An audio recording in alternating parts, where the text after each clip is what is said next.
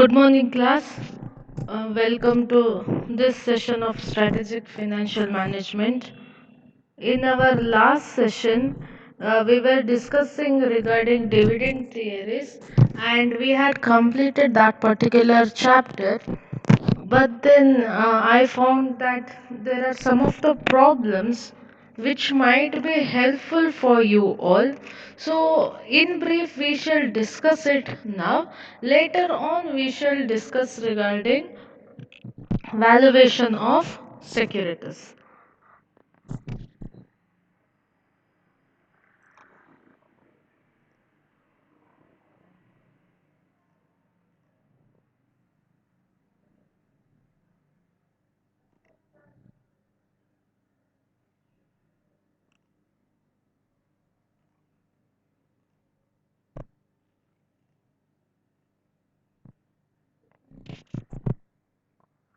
Now, I hope I have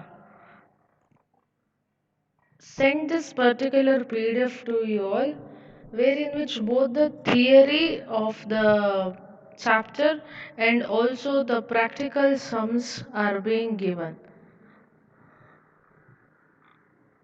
Now here, the regarding the Walter model we have already discussed, wherein which using this particular the formula we find out the value of the shares, and in finding out the value of the shares we usually take into consideration two of the elements, that is the return on investment and the cost of capital that would have been mentioned. Based on that, we shall divide whether the company is a growth firm, normal firm, or a declining firm. For any given company or for any given information, when the rate of return is more than that of cost of capital, all such companies are considered to be growth firm. For all such companies wherein return on investment and cost of capital are equal, such firms are considered to be normal growth firms. And for all those company which has return on investment lesser than that of cost of capital, all such firms are considered to be declining firm. And once after deciding this and finding out the value of the share, we do the analysis as to what happens to the share price of each type of company based on the dividend payout ratios.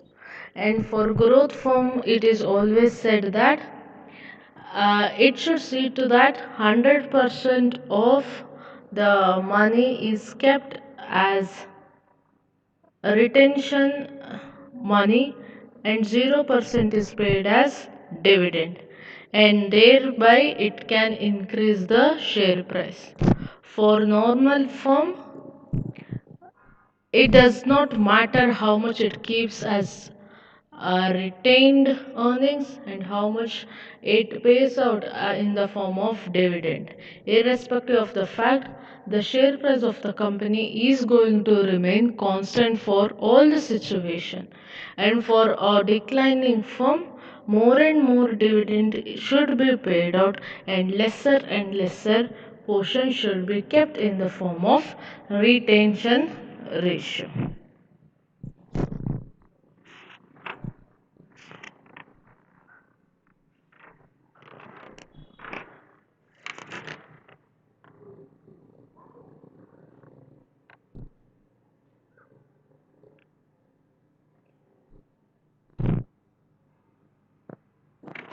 Okay.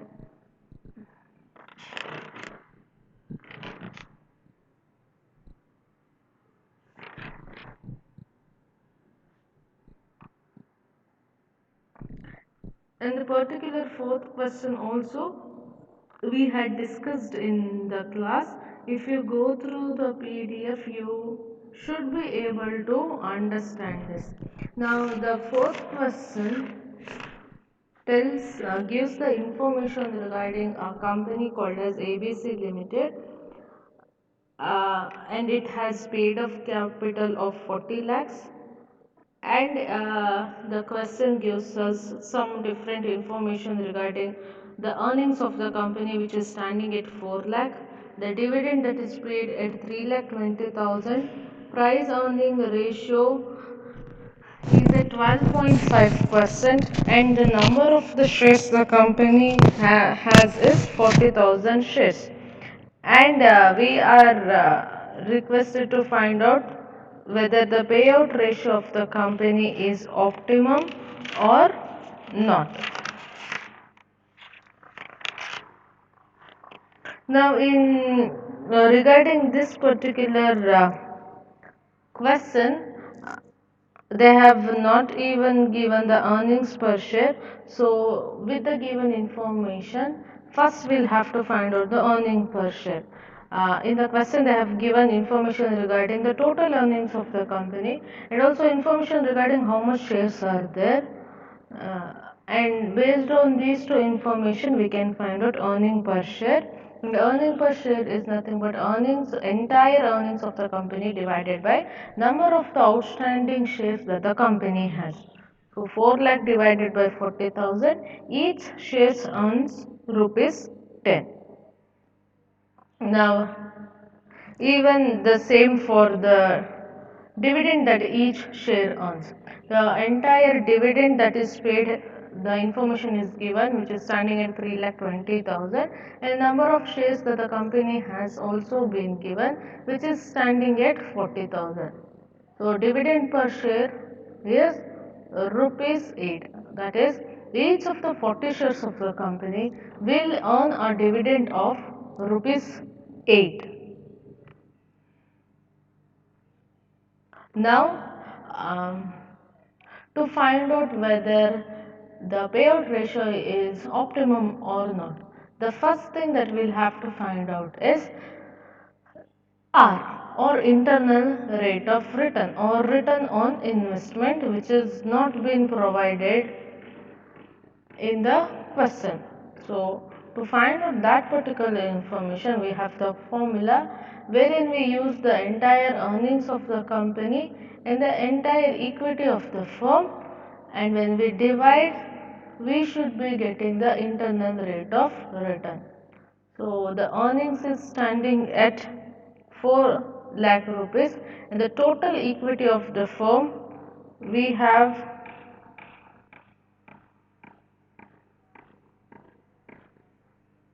40 lakhs, and thereby the internal rate of return is 10%.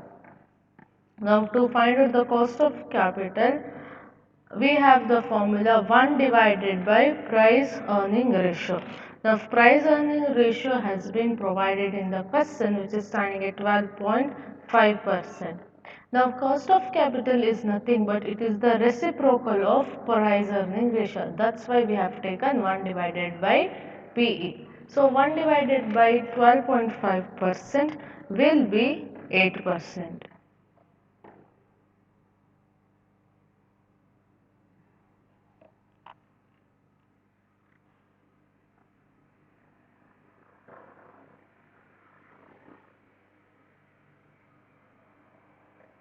Okay.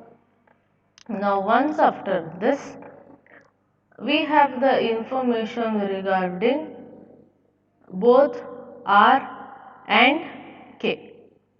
So when R and K, it is growth firm, and for any growth firm, according to what we have discussed, the dividend payout ratio should be 0%.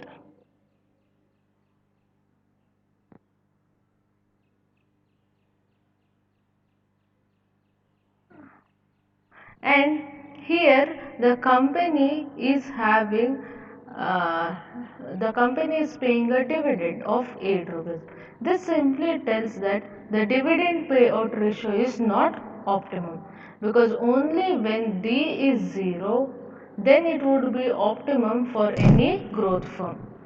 So here we consider in the end we are considering the dividend to be zero, and then by finding out if at all the company does not pay dividend at all, what shall be the share price. So when that is the case, the share price will go up till 156.25. So when you compare here the two different share prices, we can understand it. The lesser the dividend is paid for a growth firm, the more shall be the share price of the company. Now moving forward, the next one.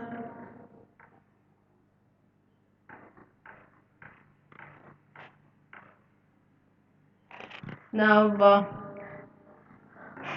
this second one, whatever is being shown in your screen, this is the answer for this particular question that has been given here. It is earning per share of the company is rupees 8 and rate of capitalization applicable is 10%. The company has three options that are 50%, 75% and 100% dividend payout ratio. Compute the market price of the company's quoted share as per Walter's model if it can earn a return of 15%, 10%, 5% on its retained earning. And for that particular question, the answer is here. Now this is as simple as the first one, what you have done.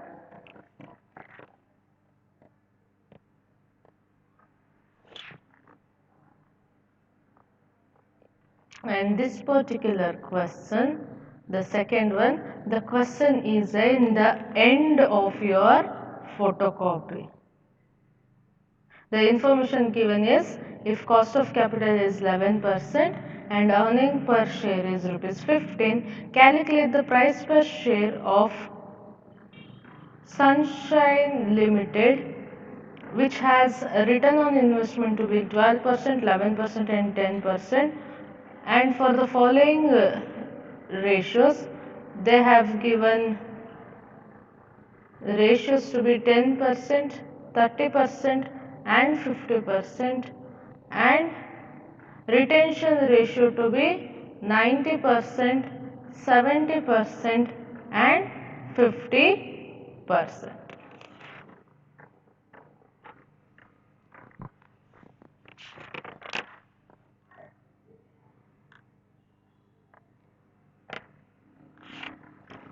Now when we move further, we have ninth question.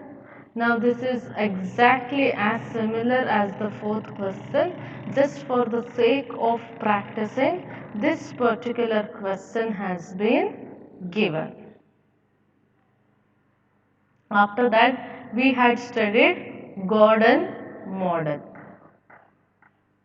Even under Gordon model, we take into consideration the R and K, and we have certain assumption wherein tell that the firm is all made up of only equity, the return on investment and the cost of capital is always constant, and the firm has perpetual life. And the assumption also tells that once the retention ratio is decided, it shall always be constant. And because of this, G is always is equal to BR. And the cost of capital should also be greater than growth rate.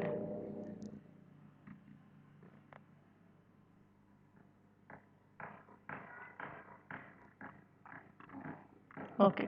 And the formula for the Gordon model is P is equal to E 1 minus B divided by KE minus BR.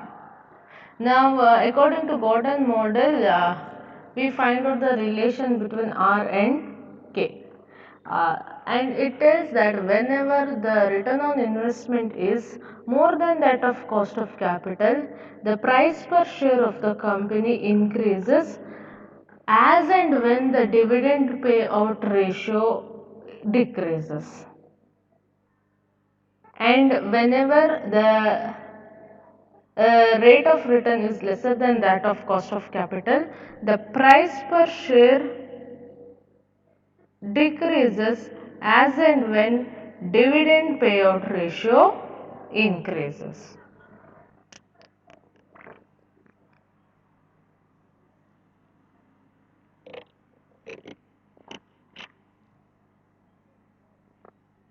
See, make the correction here. When the price per share, it should be increases itself. Okay.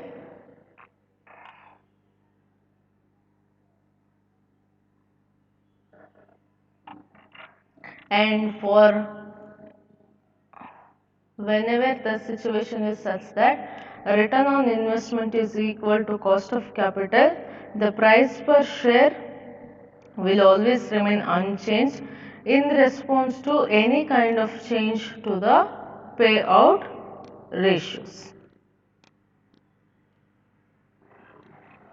And by this we can find out the same as Walter's model. The optimum payout ratio for growth firm is always 0%, and for normal firm there is no any kind of optimum ratio, and for declining firm the optimum ratio shall always be 100% payment of dividend.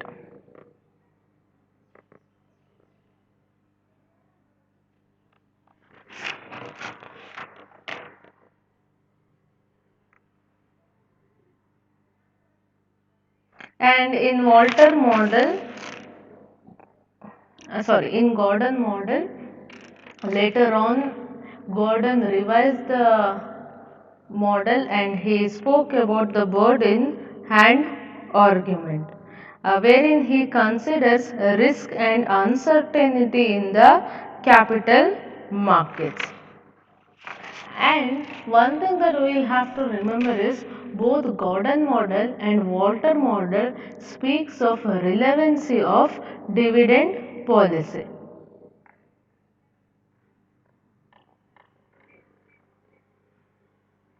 Now, the difference is in the fact that once after revising the model as compared to that of Walter model's dividend policy considers that whenever the company is having the rate of return to be equal to that of cost of capital, there is no any effect on the price of the firm. But then Gordon, he considers and argues that dividend policy affects even the value of the even the such companies whose cost of capital and rate of return is equal. Now, his argument is based on two assumptions. That is, first one is that all the investors are risk averse. That is to tell, they try to minimize their risk as much as possible.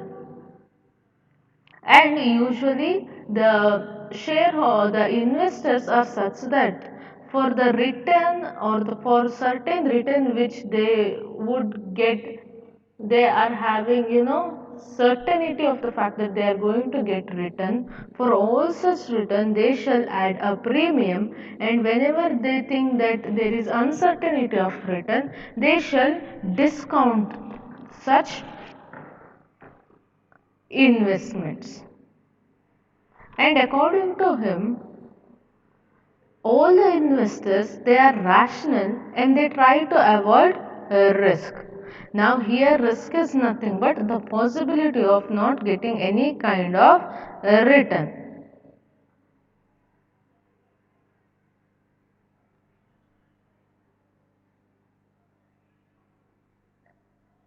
And the main point here is that all the investors they consider current,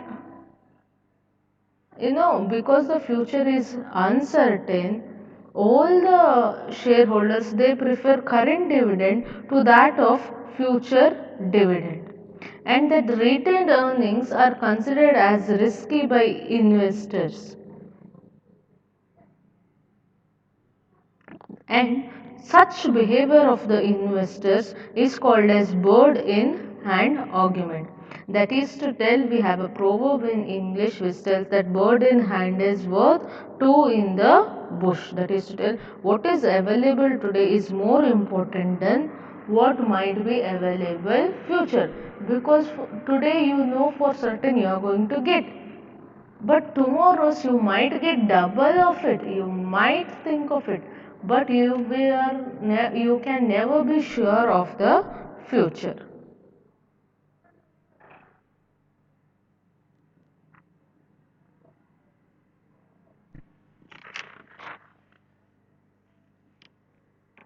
And as we go further through this PDF, we have a question here. Now, for this particular problem, the question is the same of the first question, the same what we used for Walter model, but here we are considering it for Gordon model, and using the formula to find out Gordon model, we shall solve it, and we are doing a analysis of it.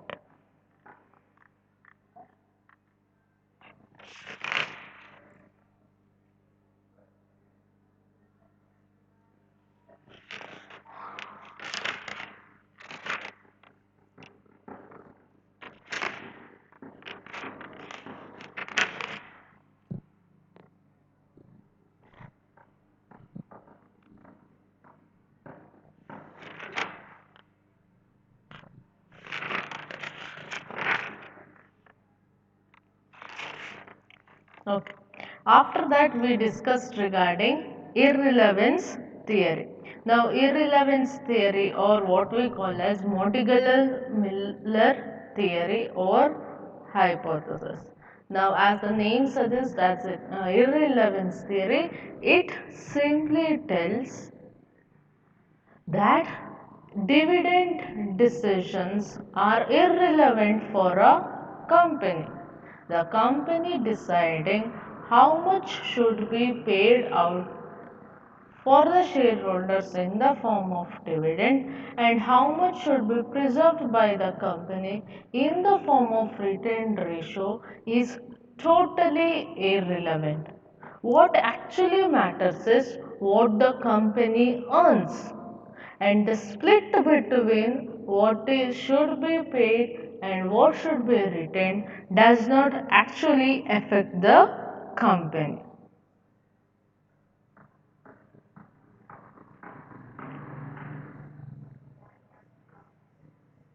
And it is mainly based on some of the assumptions such as there shall always be perfect market, there is no taxes, and that a firm will have such an investment policy which never changes.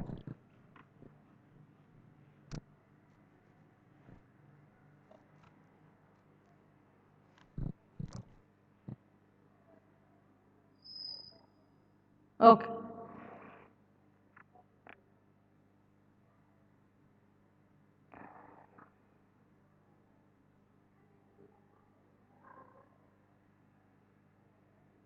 Now, as we discuss further about the Modigliani-Miller hypothesis, there we have something called as arbitrage argument.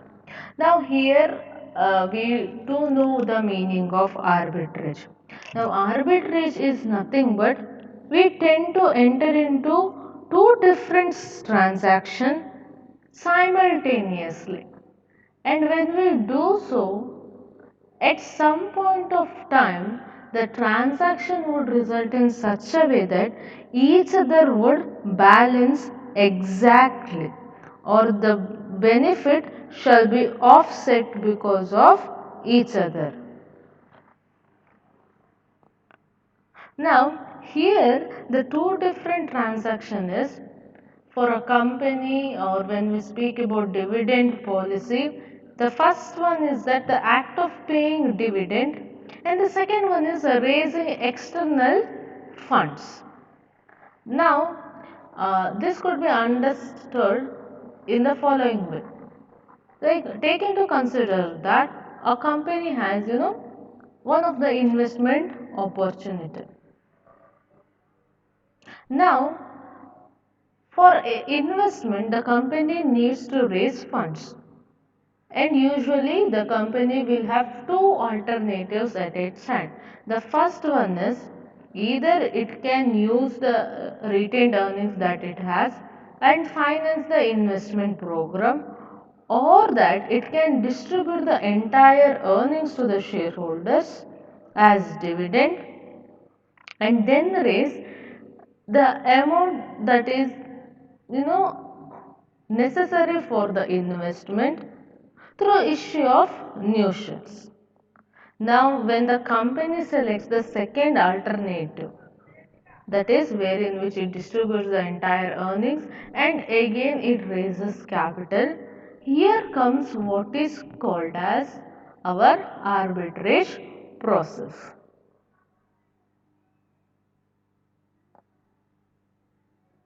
That is to tell, the effect of dividend payment on the shareholders' wealth will be exactly offset by the effect of raising additional share capital.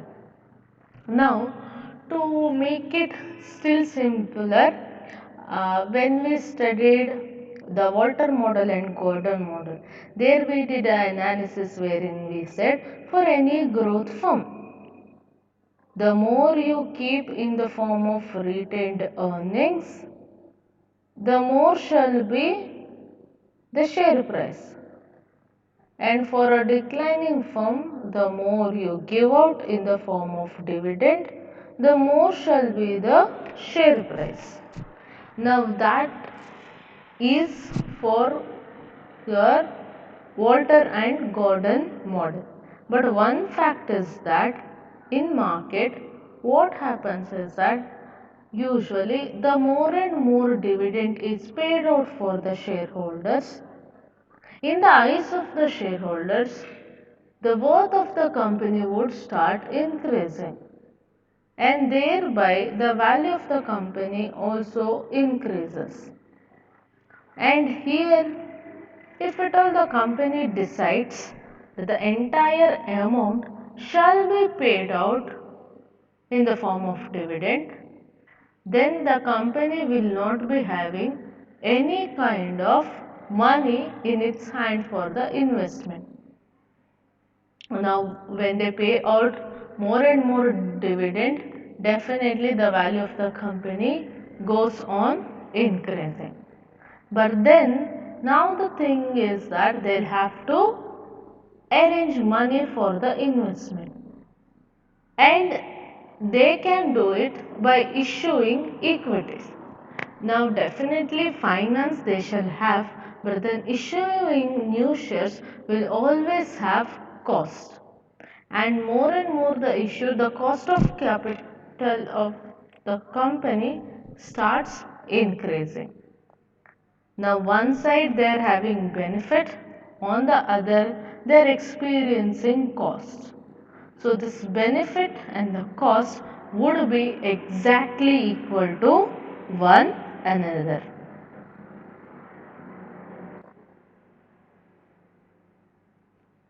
And here it simply happens that the wealth is transferred from one shareholder's pocket to another. And because of this, the market price remains constant. That is to tell, the market price before giving the dividend and the market price after raising the additional capital remains the same. And because of this, and the value remains the same, shareholders are indifferent, and therefore Modigliani and Miller they argue that dividend decisions are irrelevant. Now we have some of the criticism regarding the first one regarding the tax differentials, then we have flotation cost, we have market imperfection, and we have transaction cost. All this has been discussed in your earlier class. Now we have the formula for calculating Modigliani and Miller, and the formula is NP naught is equal to n plus delta n P1 minus I plus E, the entire thing divided by 1 plus K E.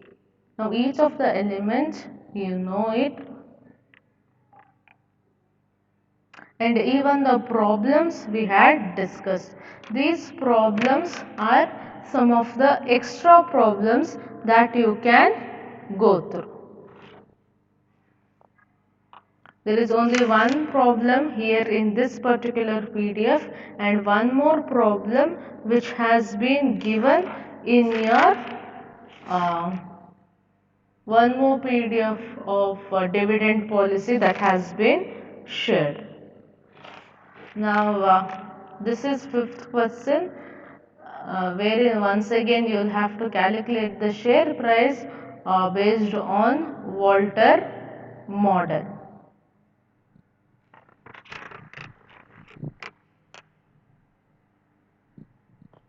They have asked you to find out both on Walter model, and there you have two questions, A and B. The B question speaks about hypothesis.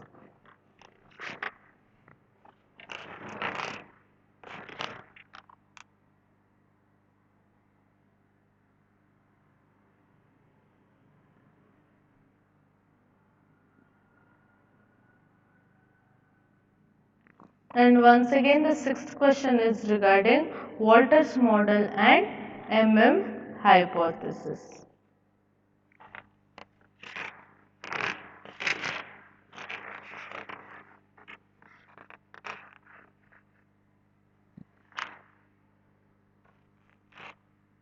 Yes, that's it for dividend decision.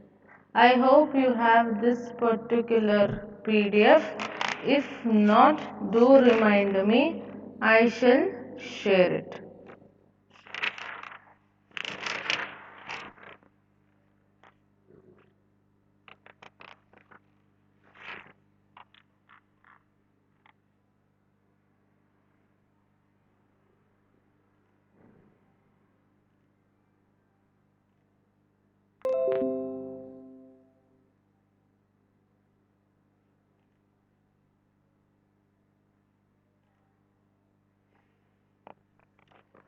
Now, now we have one last chapter wherein which we speak regarding the valuation of shares. Now, speaking of valuation of shares, I do not know how much you remember,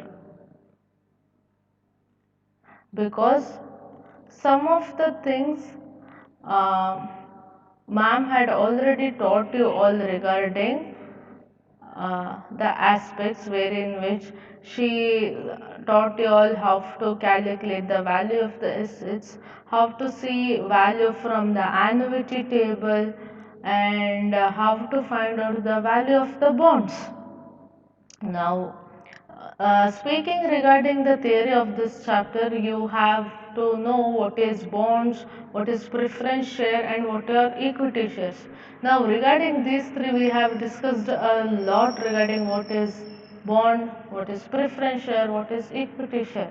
So, repeating it again and again is not a thing to do, because when we discussed regarding first chapter, we have discussed a lot regarding preference and equity.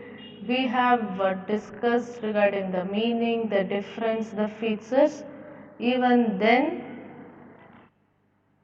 the information I have tried to give it to all of you. I do not know, but when I corrected the notes, one of your classmate has taken down the notes from the online class. Please do have a discussion among yourself, and those whoever need the notes can ask that particular person.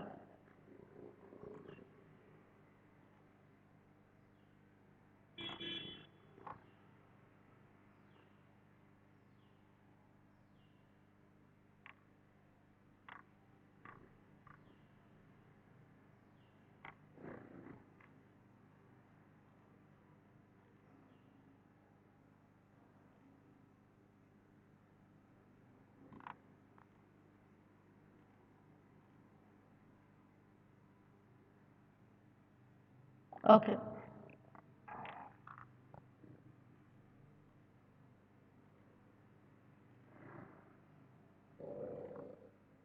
Now,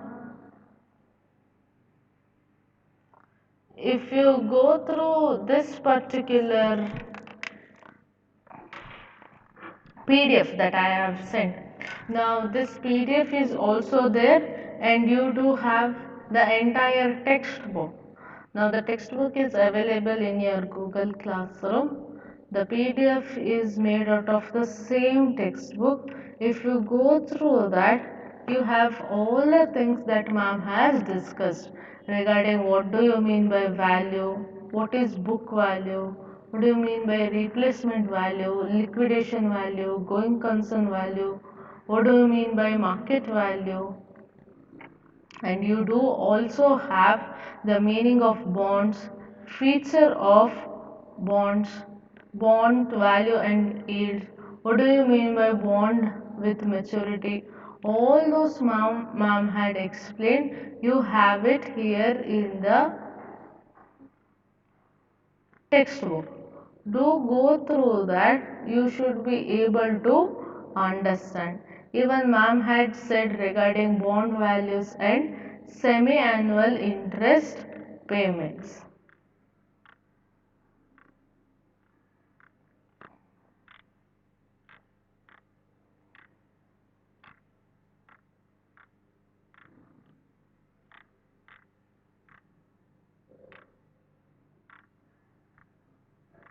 Now, when you speak regarding valuation of preference share, you have the meaning as to what is preference share and what are the types of preference share the company gives.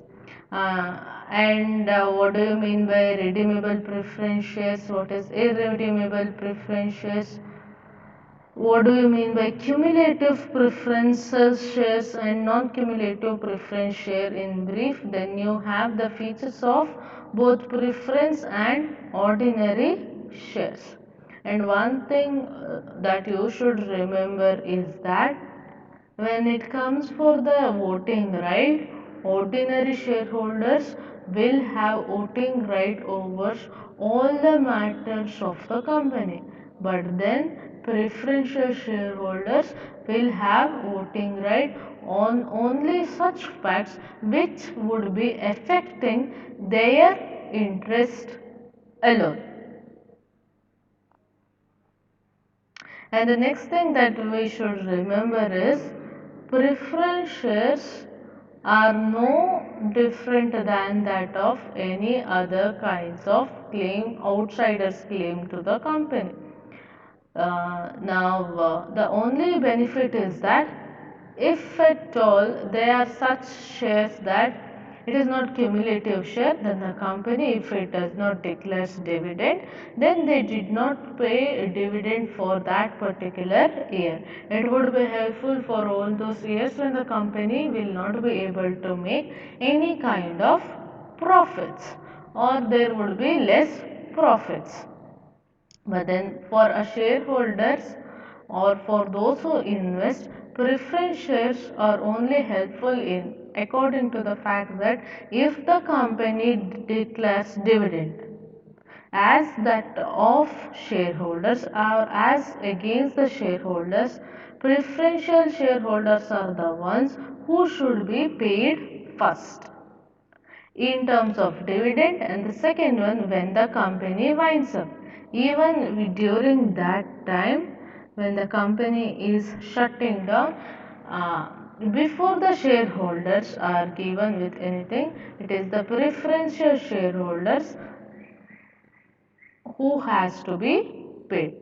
Now usually preference carries the interest on its face, and to that extent they shall be paying the dividend. Now regarding preference shares, you normally would not get any formula, and this is regarding the valuation of ordinary shares. Now dividend discount model I have already done in your dividend theory.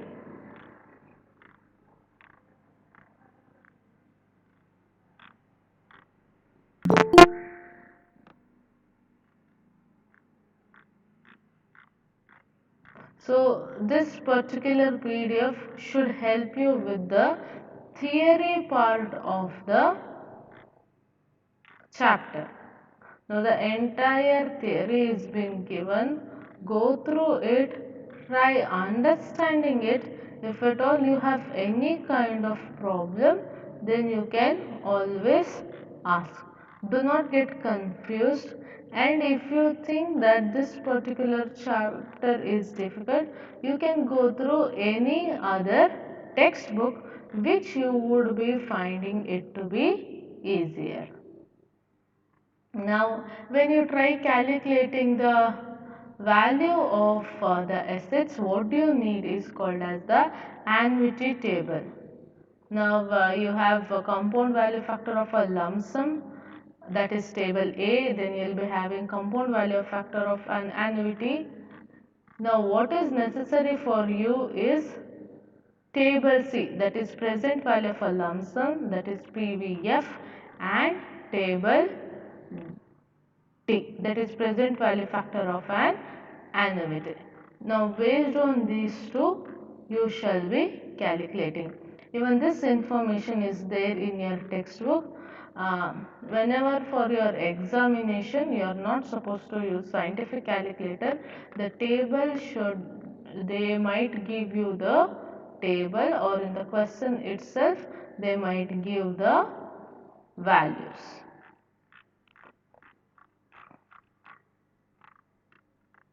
Now how you see is that you will be having number of years and you shall be having percentage, and the respective number you should be taking.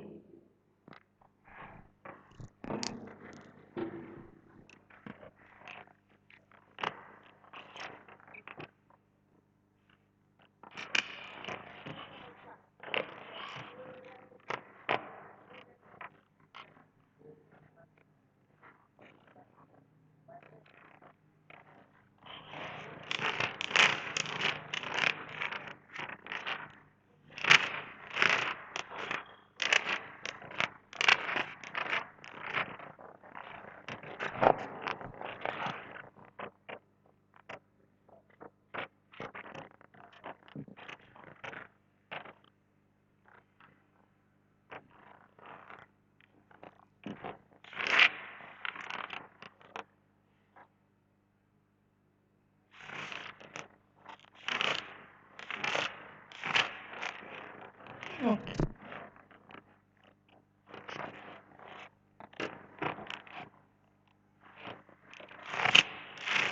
Now, I thought it is better to discuss whatever ma'am has discussed once, so that it might be helpful at least for those who would want to understand. Now, this is the value of investment or value of your assets. Okay. Now, here the first example speaks about find out the current price of an investment, which would be rupees 100 at the end of the 7th year for an interest rate of 6%.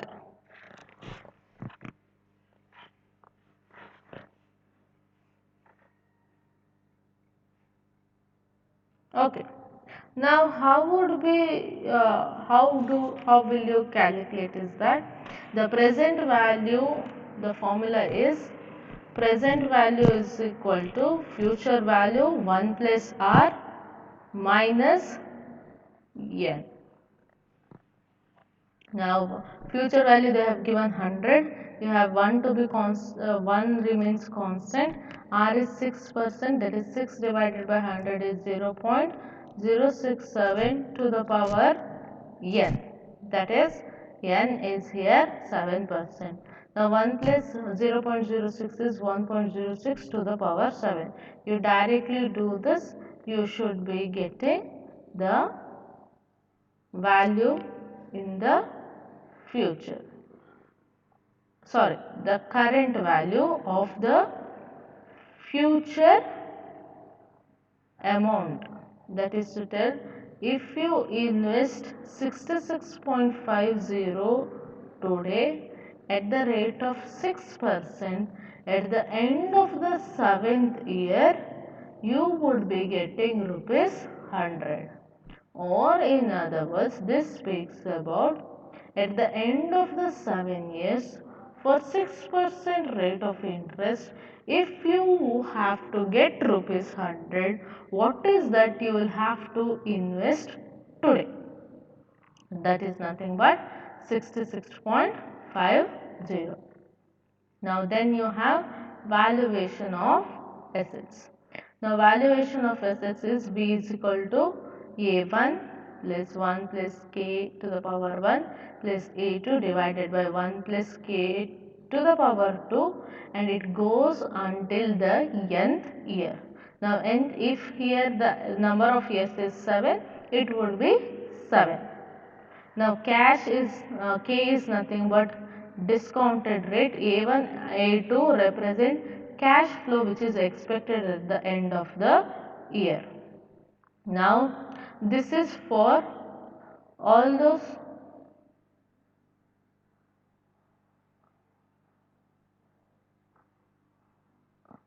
okay. This is for valuation of asset. Now the second one speaks of what if the cash flow is different. Now for all those cash flow which are different, the formula is A1 into PV IF K for the first year. Then you have cash flow, the value, the discount rate, and for the second year, and it goes on until the nth year. Now PVIF is nothing but the net present value of the amount that is being considered. Now this is for all those things where cash flow is different. Now there are chances that sometimes the cash flow is same every year. Now when the cash flow is same, we can take the common out, and when we do so and simplify, the formula should be A into PVIFA KN. Now here A is nothing but it is for annuity. Now see through this. The first question speaks about assuming a discount rate of 10% and the associated cash flow as given below. Compute the value of the asset X and that of Y. Now cash flows they have given. For X it is same cash flow every year. For Y the cash flow is different for different year. Okay. Now first we shall consider the cash flow for different year. The formula is A1 into PVFI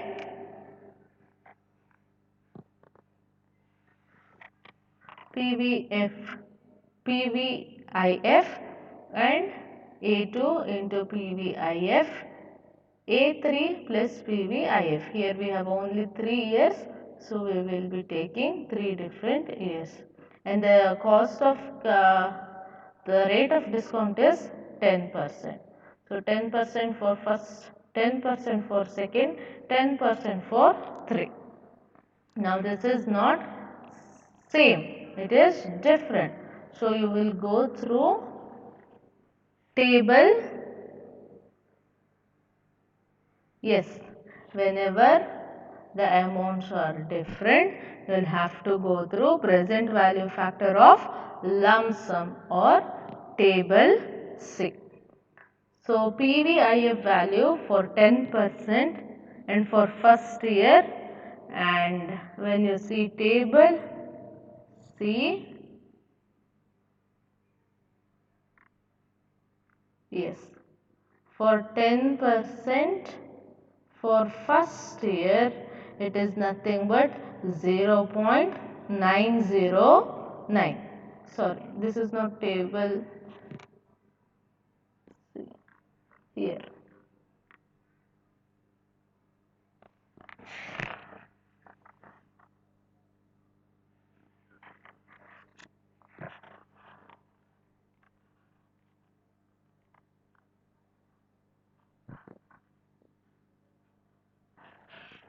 Yes. See here.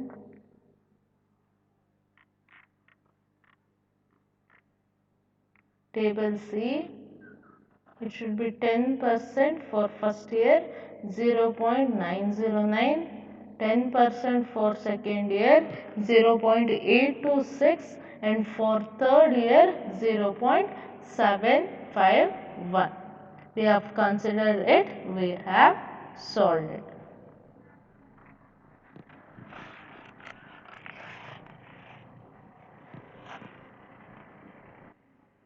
Okay.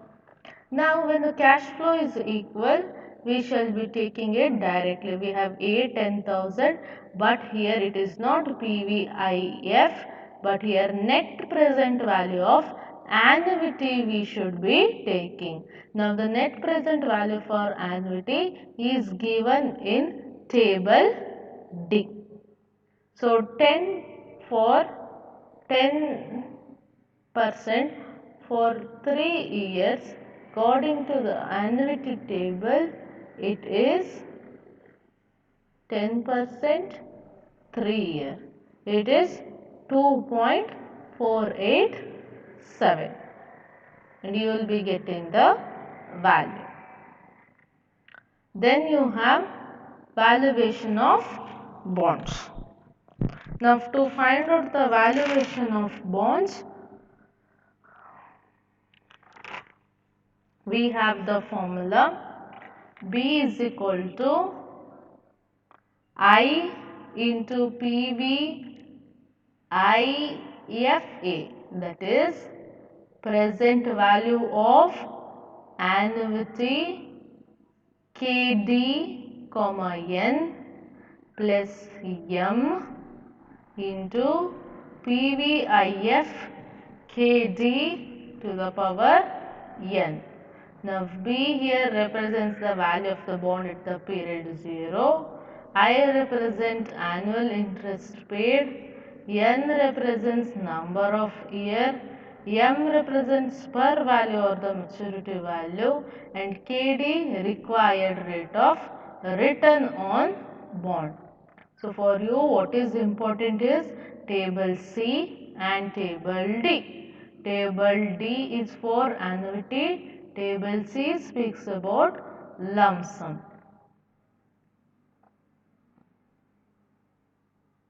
Now go through the first question. It tells that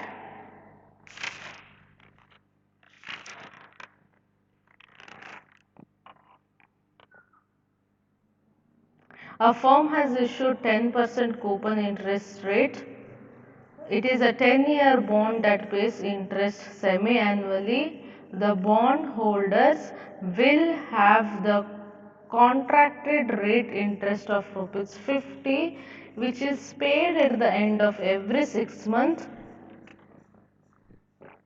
Rupees 1000 is the per value at the end of the 10th year. Find the bond value where KD is 10%. Now go through the problem. The formula is B is equal to I into PVIFA plus M into PVIF. Now here for your ease of doing, I have mentioned here PVIF is nothing but present value of annuity. PVIF is present value of lump sum. Now here the first is I. What does I represent? I tells annual interest paid, but here annual interest they have not given. But then in the question what they have given is they have given the coupon interest rate, and also they have given per value. Okay, you can find it using the total amount paid. You can find it using this. When you multiply the per value with the coupon interest, you will be getting the total interest paid. But if you see the question, they have given that 50 rupees is paid at the end of every 6 months. So definitely 50 into 2 also you can do. Now KD they have given in the question, which is 10. N is number of years, that is 10. I you just calculated. M represent per value or maturity value, which has been given here. That is it, per value at the end of the 10th year. Now PVIFA is for 10 into 10. So that you should be seeing from table D.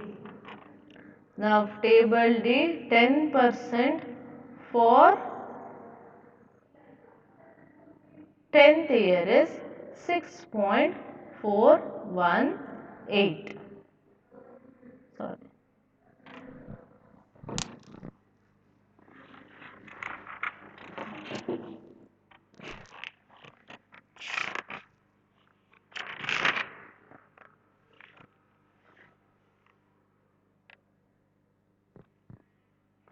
Yes, for 10% for 10th year is the value is 6.145. 6.145. And for PVIF you will have to see 10% for 10th year. So it shall be 0.386. So the value you shall be getting. So now take a break of 5 minutes and come back, we shall discuss further.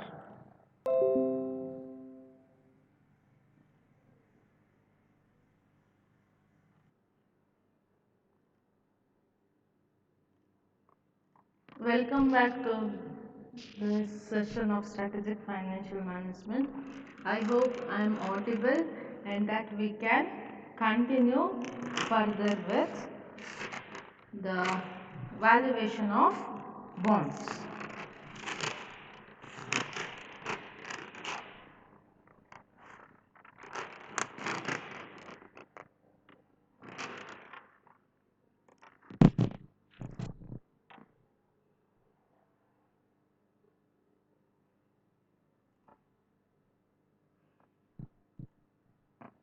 Oh. Now, understanding valuation of bonds further, here sometimes we tend to have two of the preposition.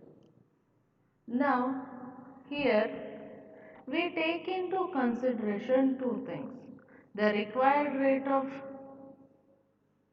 return and the coupon rate. Now, if you see in your dividend there also you have something called as a rate of return and that of cost of capital. Here we are considering the required rate and the coupon rate. Now here we consider two things. That is, what happens when the required rate is greater than that of coupon rate, and what happens when the required rate is less than that of coupon rate. Now one thing we should remember is that whenever the required rate of return is greater than that of coupon rate, then such bonds value shall be less than the par value, and in all such cases the bond will sell at a discount. And whenever the required rate is lesser than that of coupon rate, then the bond value shall be greater than the par value. And during all such times, the bond will be selling at premium.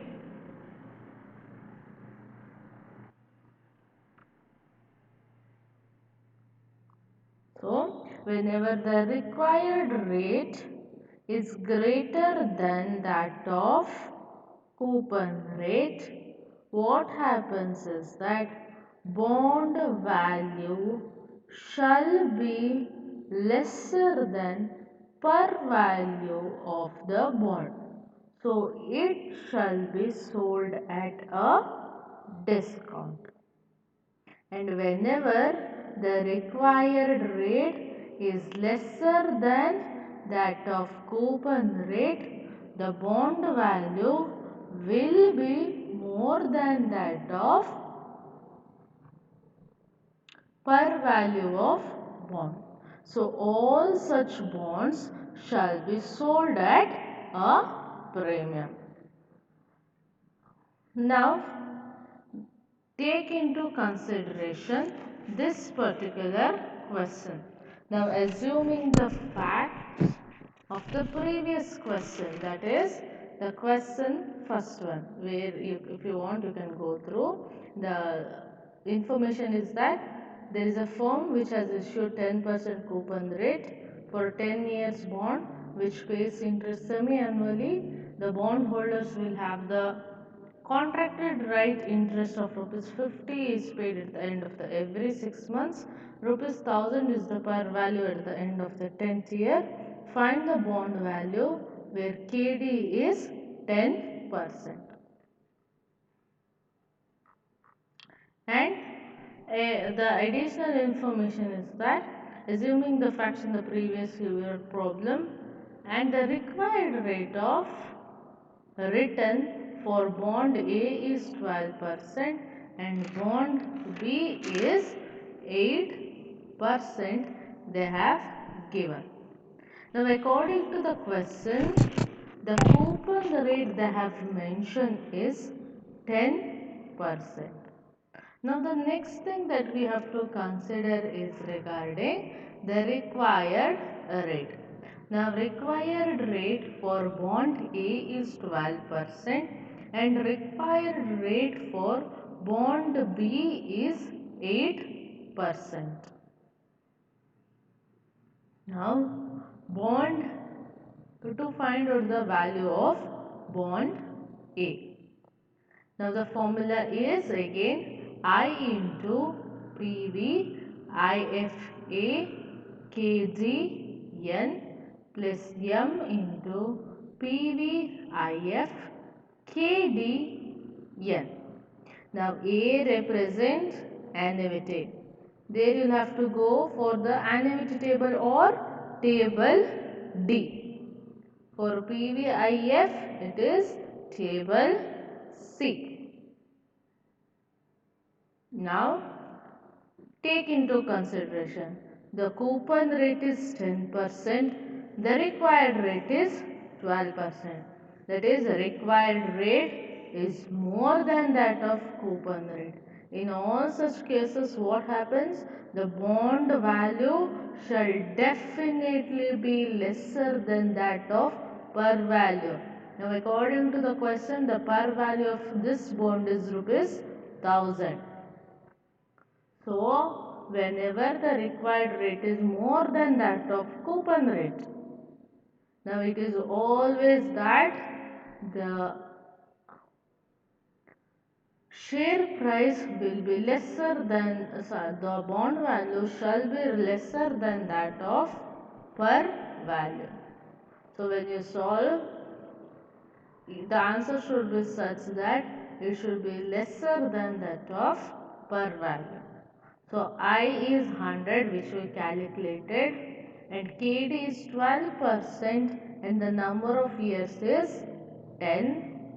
The value of M or per value is 1000 and the PVIF is for 12% and 10 years.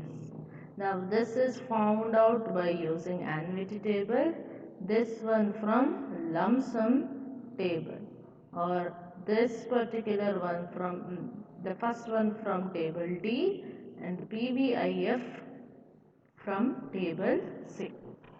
So when you solve, you will get 887. So per value is 1000. Right now the bond value is 887. Now as the preposition said, the bond would be sold at a discount of rupees 130. Now let us see regarding bond B. Now bond B, the required rate is 8%, the coupon rate is 10%. Now in such case, B is equal to I into PVIFA. 8 is the rate of required rate and for 10 years. So here the bond value will be 1134. Now because required rate is lesser than that of coupon rate, the bond shall be selling at a premium. Now this is regarding the preposition that we considered.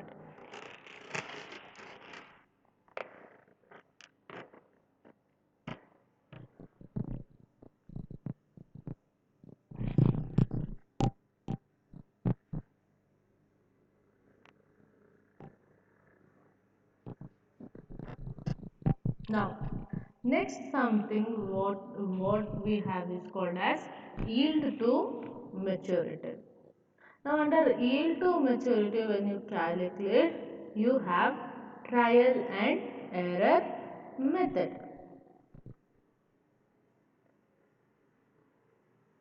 Now, go through the question they have given. The bonds of Premier Company Limited are currently selling for rupees 10,800. Now, assuming a coupon rate of interest of 10% per value of rupees 10,000, years to maturity 10 years, annual interest payment, compute the yield to maturity.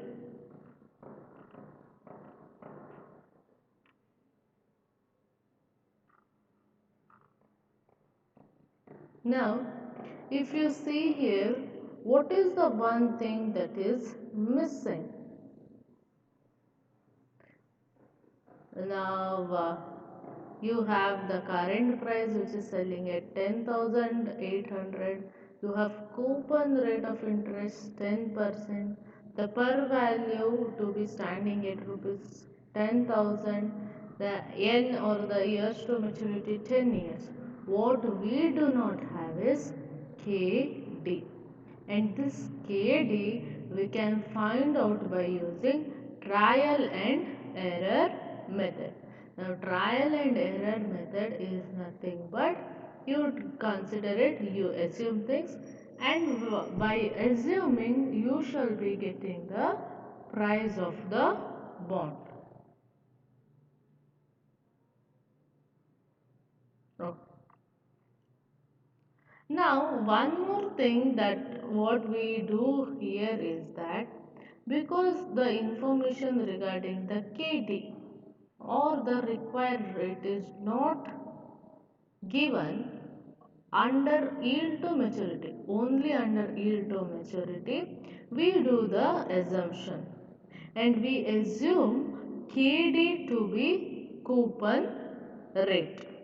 Okay, the formula shall be same, that is B is equal to I into PVIFA KDN plus M into PVIF KDN. And see here the note has been given, KD is not given since it is a trial and error method, and therefore we shall consider KD to be coupon rate. Now first we'll have to find out the value of I.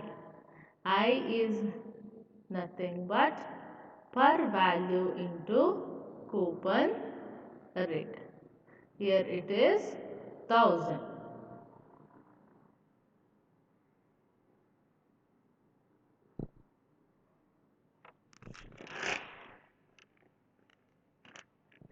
Now this is 10 by 100 is nothing but the coupon rate they have given 10%. The same thing it is 10 divided by 100 into the per value what has been given 10,000. That is 1000. Okay. And bond value at the end they have given. It is 10,800. That we have considered here. Now I is 1000, PVIFA, that is KDN. Now this entire thing we do not know.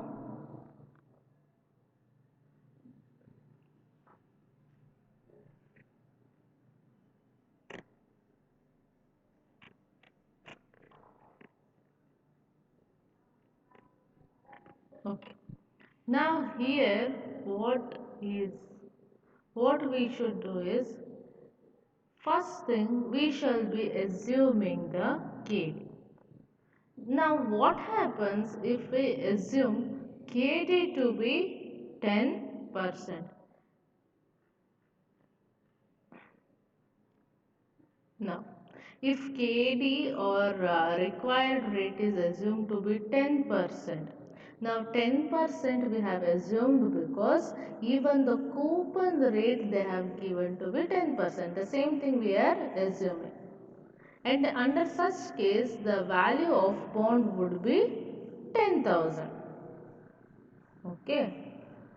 Now what we have to find is that if the bond value is to be 10,800, what should be the value of KD? Because in question they have given the value at the end shall be 10,800. Remember one thing, when the bond value is more, KD shall be less, and when the bond value is less, the KD shall be more. So if you see this KD and bond value small table, according to what we discussed just now, if bond value is 10,000, KD is 10%, we said whenever the bond value is more, KD is less.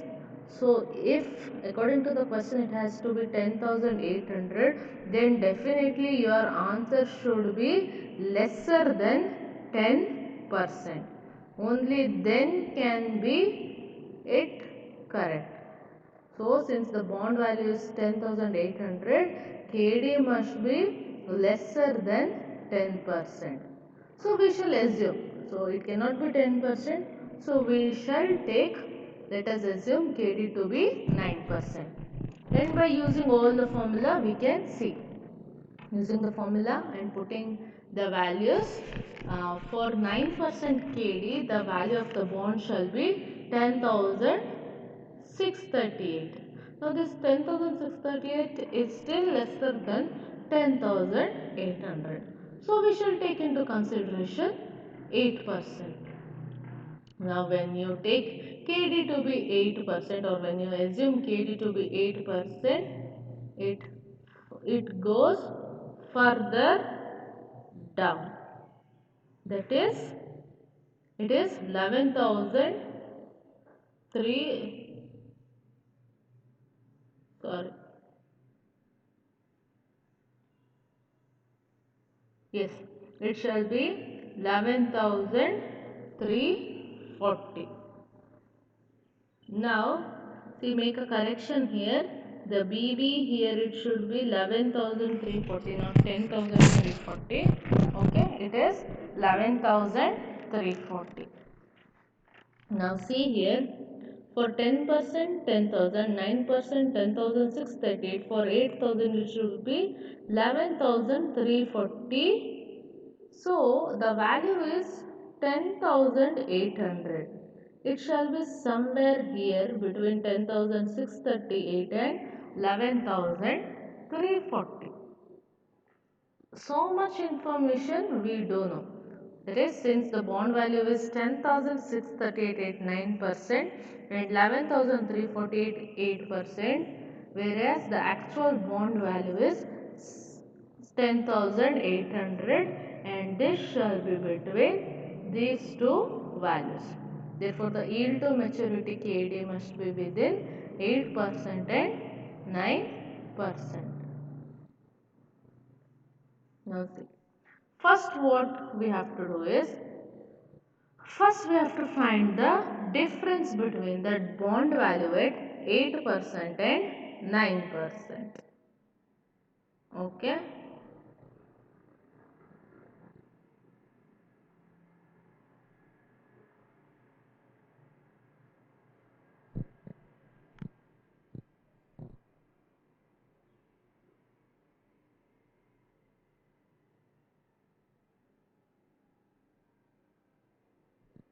Okay. Now the difference between the bond value at 8% and 9%, here once again there is a mistake. Do correct it. It is 702. Just count it. Yes. 11,340 minus 10,638 should be 702. It is not 11,340. It is 702.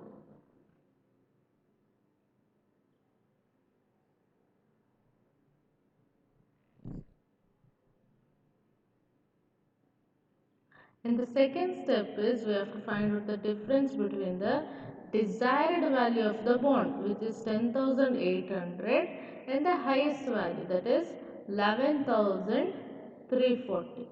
Now it is 540.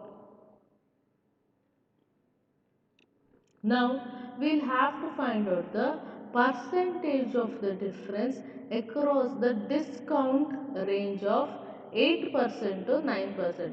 We know that KD is somewhere between 8% to 9%. So we shall take 702 divided by 540 is equal to 1 by x. When you solve, it should be 1.3 is equal to 1 by x. And by using simple math, we do all these things. 1.3 x is equal to 1. X is equal to 1 divided by 1.3. X is equal to 0.769. Now you can consider it the vice versa also, where we can take as 540 divided by 720 is equal to x. Now x you would be simply getting 0.769. Now the last step what we do is add the value from the previous step to the interest associated with the lower rate. That is 8 plus 0.77 is equal to 8.77. Now if the bond value should be 10,800, then the KD of the company should be 8.77%.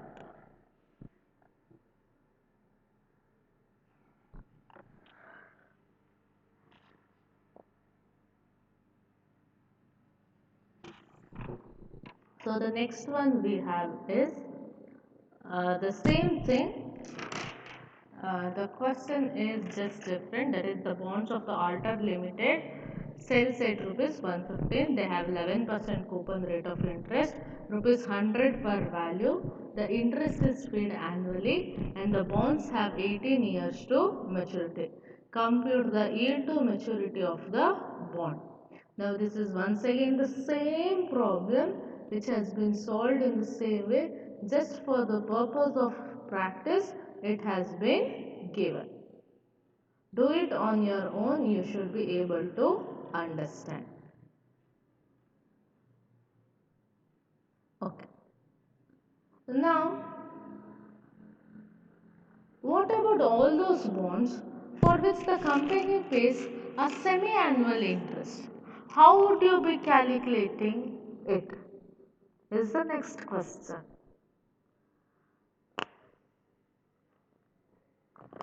Now, go through this question. For the below given facts, assume the bonds of the firm which pay interest semi-annually. The required rate is 14%. Compute the value of the bond.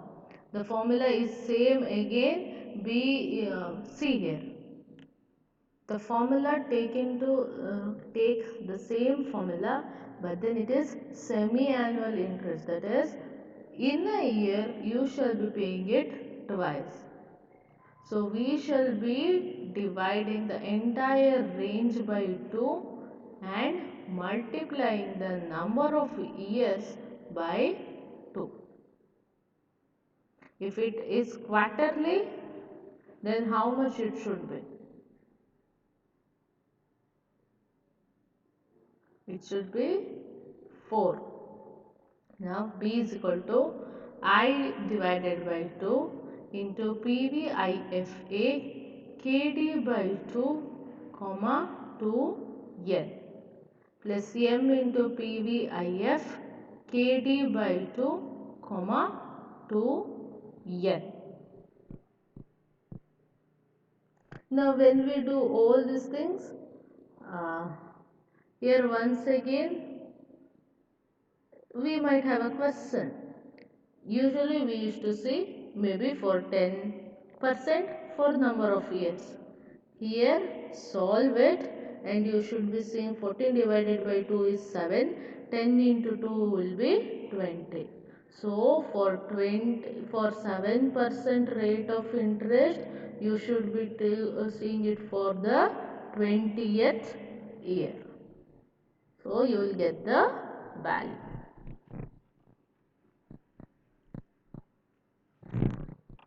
Now the last question is once again the calculation of semi-annual interest. Yet again it is for your purpose of your practice, that is the face value of a 10-year bond which is having 10% coupon rate is rupees 1000.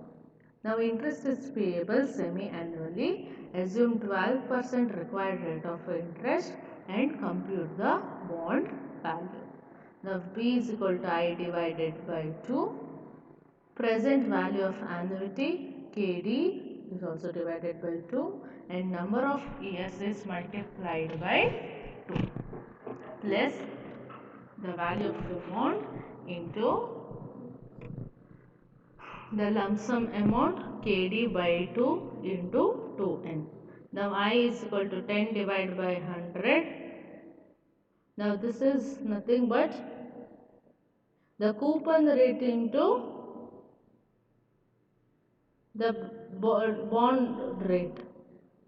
This is 10%. That's why it has been taken 10 divided by 100. Don't go to crack your head understanding what it is. 10% it had to be, it is, and we have taken it for calculation 10 divided by 100.